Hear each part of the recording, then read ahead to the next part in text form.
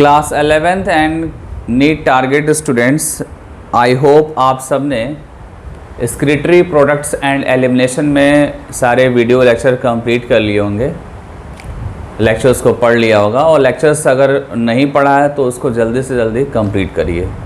Lectures इसलिए मैं बोल रहा हूँ क्योंकि लेक्चर्स अगर आपके प्रीवियस नहीं आपने देखे हैं, नहीं नोट किए हैं या इसको नहीं पढ़ा है आपने, तो ये जो आज का टॉपिक है ये समझ में नहीं आएगा। क्योंकि ये जो टॉपिक है ये एक इम्पॉर्टेंट टफेस्ट टॉपिक है, इम्पॉर्टेंट एंड टफेस्ट टॉपिक है इस चैप्टर का। ठीक है, इवन मैं बोलूँ तो ये पूरे बायोलॉजी का, आपके जो 11th की पूरी बायोलॉजी है उस पूरे बायोलॉजी का एक टफ टॉपिक में से एक है ये। ठीक है, टॉपिक क्या है आपका? Counter current mechanism. ठीक है, काउंटर करेंट मैकेनिज़्म। और इस टॉपिक को पढ़ना है तो प्रीवियस वीडियो लेक्चर्स आपके कंप्लीट होने चाहिए। ठीक है, सबसे पहले काउंटर करेंट मैकेनिज़्म का ऑब्जेक्टिव मैं बता दूं। ऑब्जेक्टिव ये है कि इस मैकेनिज़्म का जो सिग्निफिकेंस है, ऑब्जेक्टिव है वो है यूरिन को कॉन्सेंट्रेट करना, यूरिन को कॉन्सेंट्रेट करना। ठीक है, मैमल्स के केस में यूरिन को कॉन्सेंट्रेट करना इसलिए क्योंकि वाटर जो है वो हमारे बॉडी के लिए जो है इम्पॉर्टेंट है। नियर अबाउट 65 to 70% जो अमाउंट है बॉडी में वो वाटर का है। और ये जो अमाउंट है एक मेजर अमाउंट है और वाटर का अमाउंट हमेशा बॉडी में मेंटेन होना ज़रूरी है। ठीक है, जब आप वाटर को रिटेन रखेंगे, मेंटेन रखेंगे तो ऑब्वियसली क्या होगा? यूरिन कॉन्सेंट्रेट होगा, यूरिन कॉन्सेंट्रेट होगा। और यूरिन कॉन्सेंट्रेशन की बात हम और भी एक लेवल पे डिस्कस कर सकते हैं। वो डिपेंड करता है कि आप कितना वाटर लेते हैं, मतलब पर्सन टू पर्सन वाटर लेने की जो टेंडेंसी होती है वो डिफरेंट होती है। कुछ लोग पानी ज़्यादा पीते हैं और कुछ लोग पानी नॉर्मली जितना चाहिए उतना पीते हैं और कुछ लोग कम पीते हैं।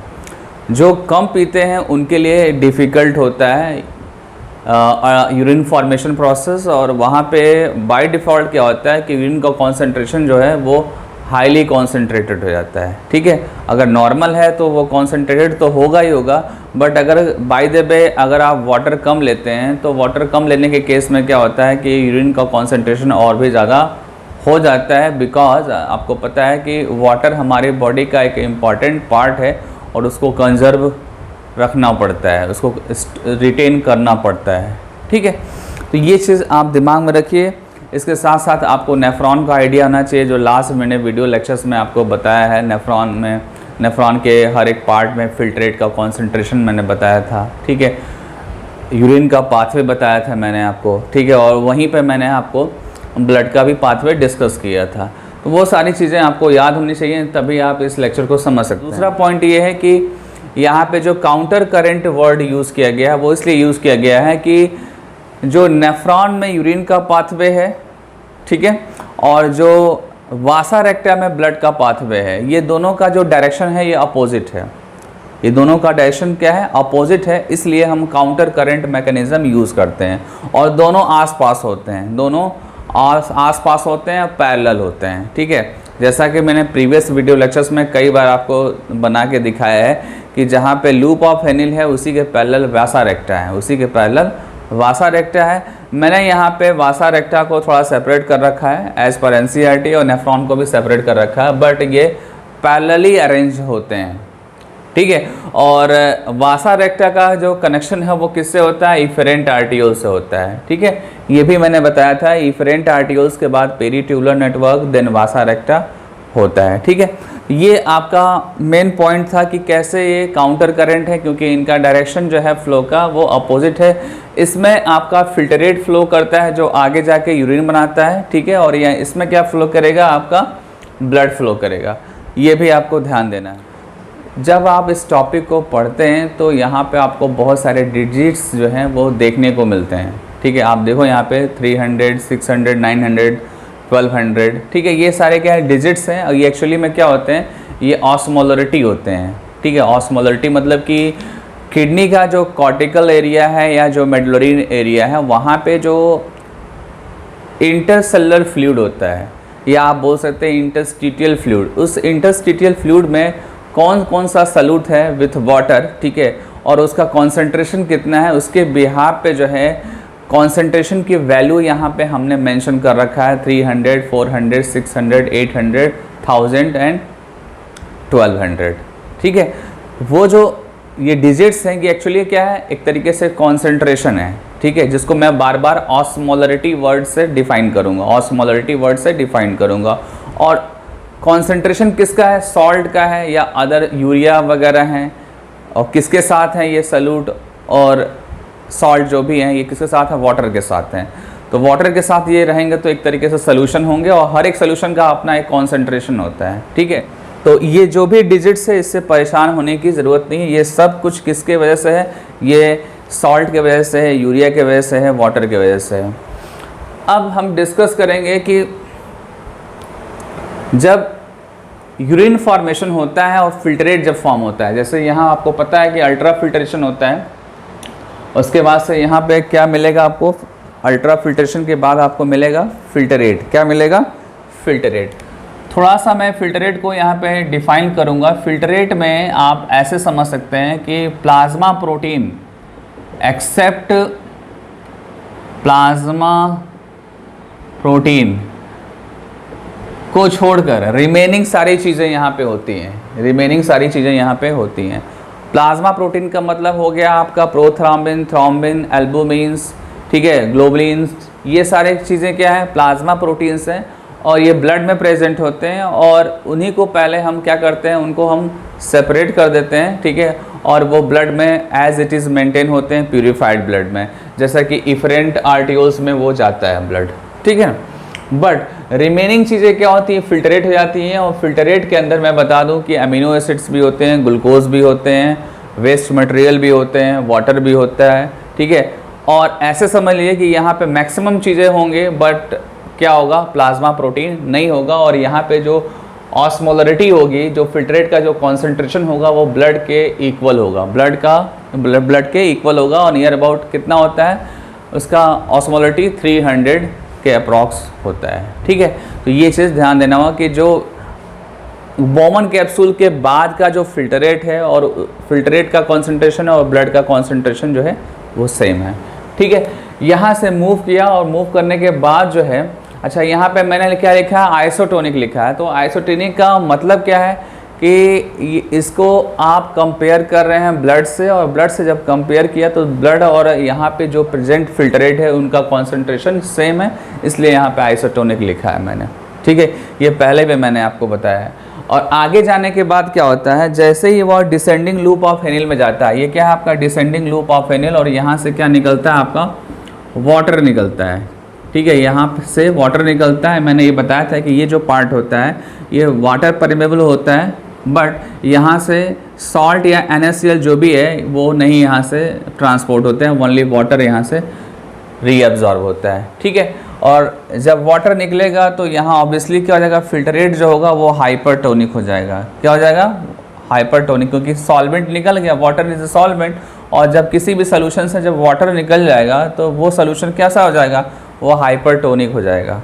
ठीक है, आगे आप देखेंगे तो यहाँ देख रहे हैं आप 1200 लिखा है, इसका मतलब इस पार्ट में जो हेयर पिन लूप वाला पार्ट है यहाँ पे हाईली कॉन्सेंट्रेटेड है फिल्टरेट। फिर जैसे ऊपर आएगा तो ऊपर क्या हो जा रहा है, ऊपर इसका कॉन्सेंट्रेशन जो है वो लो होता जाएगा ग्रेजुअली। ठीक है, बिकॉज यहाँ से क्या निकल रहा है, NaCl निकल रहा है, और NaCl निकलने के बाद से जो है जो कॉन्सेंट्रेशन होगा वो हमेशा क्या होगा, लो होगा। जब भी सल्यूट निकलेगा वो कॉन्सेंट्रेशन क्या हो जाएगा, फिल्टरेट का लो हो जाएगा, और देन यहाँ पे फिर से NaCl एब्जॉर्ब हो रहा है, H2O वो एब्जॉर्ब हो रहा है।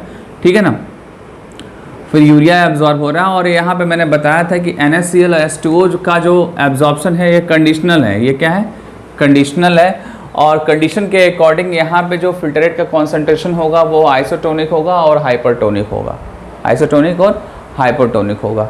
ठीक है, देन आगे जाएंगे तो आगे आपको पता है कि कलेक्टिंग डक्ट से क्या निकलता है, वाटर निकलता है, मैंने पहले ही बताया।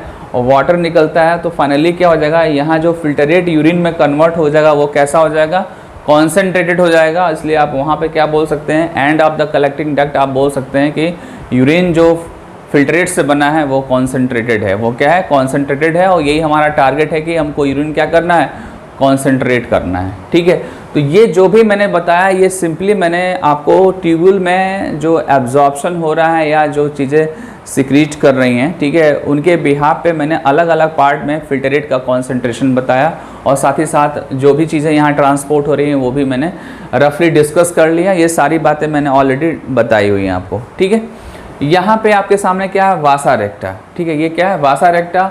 वासा रेक्टा मैंने बताया कि वासा रेक्टा का जो फ्लो होता है वो जस्ट अपोजिट होता है नेफ्रॉन का।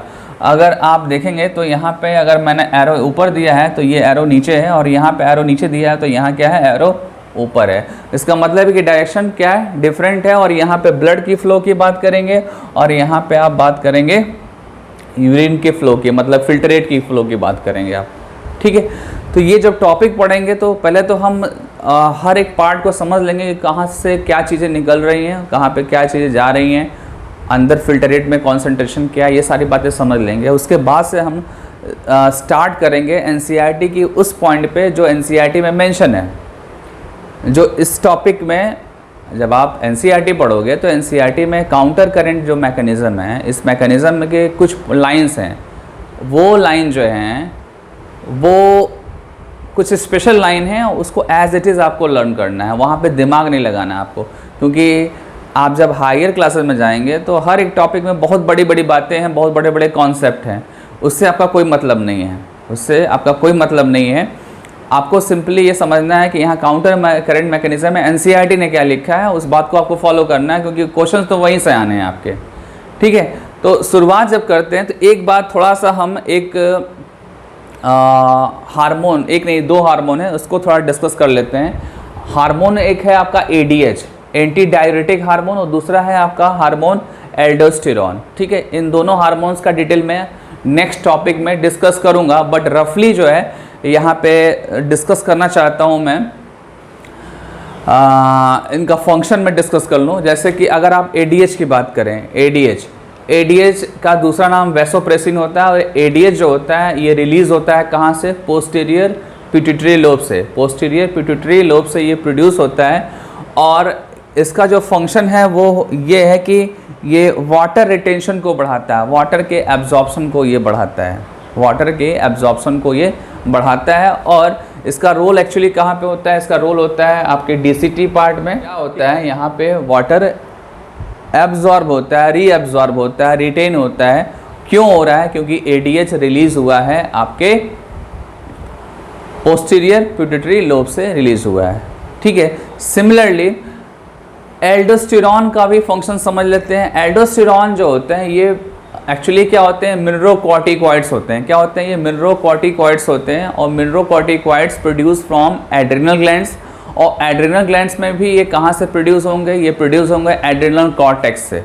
ठीक है, और इनका फंक्शन क्या है, मिनरल्स को एब्जॉर्ब करना। और यहाँ पे जो मिनरल्स है वो क्या है, NaCl। क्या है, NaCl। ठीक है, मिनरल्स मतलब ये मेरा कहने का सेंस है सॉल्ट की मैं बात कर रहा हूँ, क्योंकि एल्डोस्टेरॉन को बोलते हैं salt retention hormone, salt retention hormone. तो यहाँ पे NaCl क्या है, सॉल्ट है, और इस सॉल्ट के एब्जॉर्प्शन के लिए एल्डोस्टेरॉन रिस्पॉन्सिबल है। Aldosterone produce from the adrenal cortex of adrenal gland, और ये जो आपका सॉल्ट का रीअब्जॉर्प्शन है ये कहाँ पे कराएगा, इसी पर्टिकुलर पार्ट में कराएगा, डीसीटी वाले पार्ट में। आप देख सकते हैं यहाँ NaCl मेंशन है, यहाँ पे NaCl मेंशन है, और यहीं पे आपका NaCl का रीअब्जॉर्प्शन हो रहा है, इसलिए हम इसको सोडियम रिटेंशन हार्मोन भी बोलते हैं, सॉल्ट रिटेंशन हार्मोन भी बोलते हैं। ठीक है ना, तो ये चीज़ आपको ध्यान देना होगा, जब हार्मोन प्रोड्यूस होगा तब ये एब्जॉर्ब होंगे, अदरवाइज एब्जॉर्प्शन इनका मिनिमम हो जाएगा, अदरवाइज इनका एब्जॉर्प्शन मिनिमम हो जाएगा। ठीक है, और हार्मोन क्या है आपका, एल्डोस्टेरॉन और एडीएच मीन्स वैसोप्रेसिन, ये दोनों रहेंगे तो वाटर और NaCl रीअब्जॉर्ब होगा। ठीक है, एनसीईआरटी ये बोल रहा है कि एडीएच का जो फंक्शन है वो नेफ्रॉन के लेटर पार्ट में, दैट मीन्स कि जो लास्ट वाला पार्ट है वहाँ पे एडीएच का फंक्शन स्टार्ट होता है। एक और पॉइंट है कि लास्ट पार्ट में आपका ये भी है और ये भी है, ये टर्मिनल है, ये सब टर्मिनल है, तो यहाँ पे भी एब्जॉर्ब होगा वाटर और यहाँ पे भी एब्जॉर्ब होगा। यहाँ पे एक्चुअली क्या है आपका कलेक्टिंग डक्ट है, और कलेक्टिंग डक्ट में मैक्सिमम वाटर का एब्जॉर्प्शन होता है, तो ये भी नोट करना होगा, मैक्सिमम वाटर का यहाँ पे एब्जॉर्प्शन होगा। ठीक है, तो ये मैंने हार्मोन का फंक्शन भी बता दिया। अब हम चलते हैं एनसीईआरटी की उस लाइन पे जिसको मैं अभी जस्ट बता रहा था कि वो लाइन इंपॉर्टेंट है, उसको समझने की कोशिश करते हैं। वही मेन लाइन है और कुछ भी नहीं है। यहाँ पे काउंटर करंट मैकेनिज्म में हम क्या करेंगे, जितने भी स्टेप हैं स्टेप को हम 1 बाय 1 हम नंबरिंग करते जाएंगे और समझते जाएंगे, ठीक है ना। जो फर्स्ट स्टेप है उस फर्स्ट स्टेप में क्या होता है कि असेंडिंग लूप ऑफ, जो फर्स्ट स्टेप होता है ascending limb of loop of Henle, ascending limb of loop of Henle, यहाँ से क्या होता है NaCl एब्जॉर्ब होता है, NaCl एब्जॉर्ब होता है और NaCl एब्जॉर्ब होके कहाँ जाता है, मेडुलरी इंटरस्टिशियम में जाता है। मेडुलरी इंटरस्टिशियम, ये जो पार्ट नीचे का है ये क्या है, मेडुला पार्ट है, ऊपर का पार्ट क्या है, कॉर्टेक्स है। तो मेडुला का जो इंटरस्टिशियम होगा वहाँ पे NaCl जाएगा, ठीक है। तो पहला हम यहाँ पे नंबरिंग कर दे रहे हैं, ये आपका फर्स्ट हो गया आपका, ठीक है।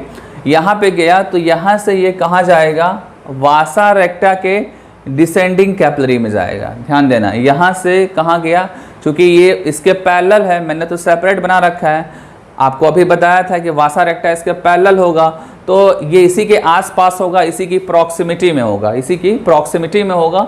तो यहाँ से निकला हुआ NaCl जो है वो वासा रेक्टा के डिसेंडिंग कैपिलरी में जाएगा, वासा रेक्टा के डिसेंडिंग कैपिलरी में जाएगा। और वहाँ जाने के बाद क्या होगा, वासा रेक्टा के फ्लो के साथ वो आगे जाएगा, वासा रेक्टा के फ्लो के साथ वो आगे जाएगा।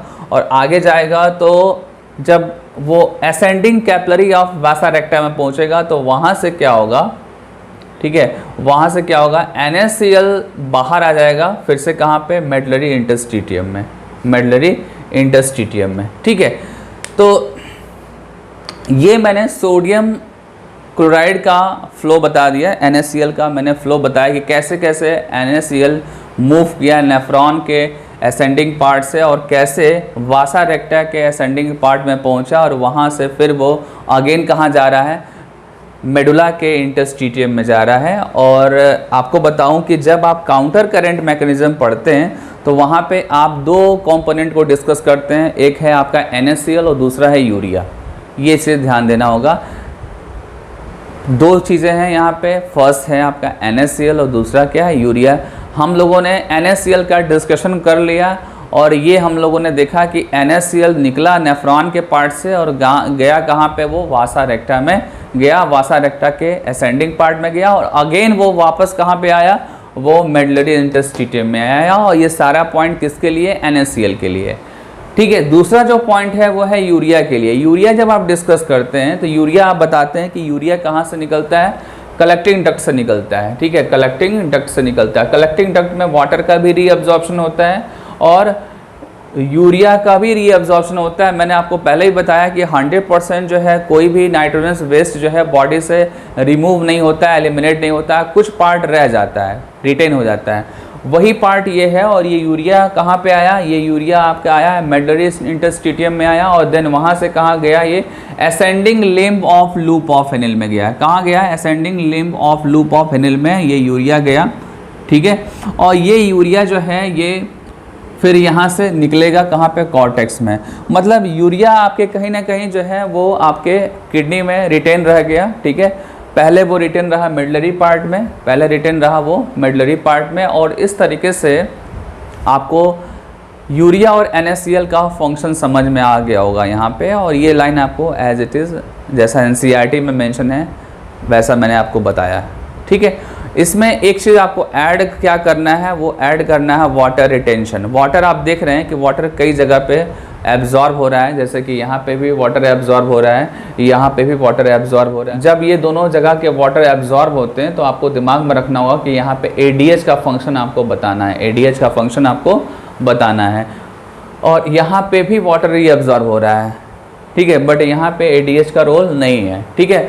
इसीलिए NCERT ने क्या लिखा है, कंडीशनल वर्ड यूज़ किया है जब आप ट्यूबुलर पार्ट का फंक्शन पढ़ेंगे, ठीक है। जब नेसेसरी हो जाता है कि वाटर रिटेंशन ज़्यादा करना है उस समय ADH प्रोड्यूस होके वाटर रिटेंशन अपने बताए हुए जगह पे वो रीअब्जॉर्ब हो जाता है। और वाटर रिटेंशन जब होता है तो बाय डिफ़ॉल्ट क्या होगा, यूरिन का कॉन्सेंट्रेशन हाई हो जाएगा, यूरिन का कॉन्सेंट्रेशन हाई हो जाएगा, ठीक है। जब आप काउंटर करंट मैकेनिज्म पढ़ते हैं तो वहाँ पे एक इम्पॉर्टेंट लाइन है, वो लाइन ये है कि फिल्टरेट जब बोमन कैप्सूल से निकलता है, ठीक है, और वो जो फिल्ट्रेट है उस फिल्ट्रेट का कॉन्सेंट्रेशन और जो यहाँ पे यूरिन फॉर्म हो रहा है उन दोनों के कॉन्सेंट्रेशन में कितना डिफरेंस होता है। तो आंसर है 4 टाइम का डिफरेंस होता है। आपको पता है कि जो यूरिन होता है वो कॉन्सेंट्रेटेड होगा, ठीक है, क्योंकि बहुत सारी चीज़ें क्या हो गई यहाँ पे रीअब्जॉर्ब हुई है वाटर के साथ साथ, वाटर ज़्यादा रीअब्जॉर्ब हुआ है और वाटर रीअब्जॉर्ब होगा तो यूरिन क्या होगा, कॉन्सेंट्रेटेड हो जाएगा,